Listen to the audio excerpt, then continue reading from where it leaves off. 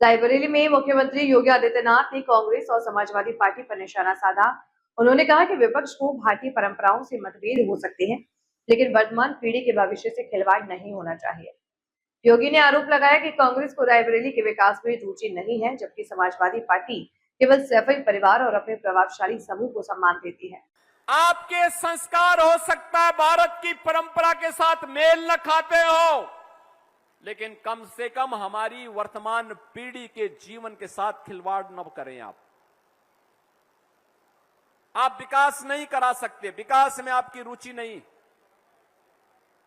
रायबरेली के विकास में आपकी रुचि नहीं।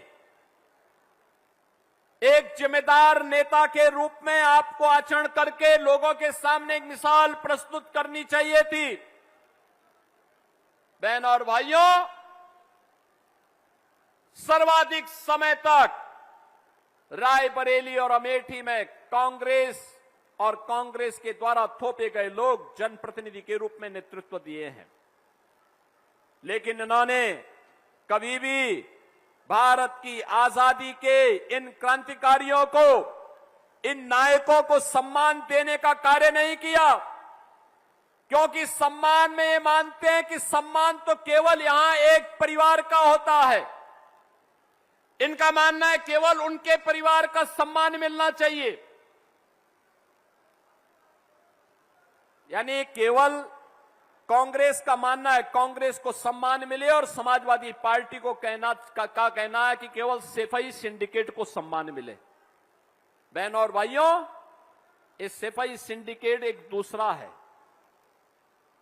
कोई भी गुंडा होगा आपके कस्बे में, आपके क्षेत्र में, आपके जनपद में, आपके प्रदेश में, वह गुंडा अपने को संस्कारों से समाजवादी पार्टी के नजदीक पाता है, उसके नजदीक पाता है। उनका काम था गरीब की जमीन पे कब्जा करना, व्यापारी से चौध वसूली करना, बेटी की सुरक्षा में सेंध लगाना, और राहुल गांधी के ही संस्कारों में रंगे हुए समाजवादी पार्टी के बबुआ का भी एक बयान परसों आया है। कहते हैं समाजवादी पार्टी इसलिए नहीं टूटी क्योंकि हम तो एक ही परिवार के 5 सांसद हैं, यानी एक ही परिवार, यानी वे मानते हैं बाकी जितने सांसद उनके हैं वे सभी किसी लायक नहीं हैं, केवल एक परिवार के लोग ही सांसद हैं, इसलिए समाजवादी पार्टी बनी है।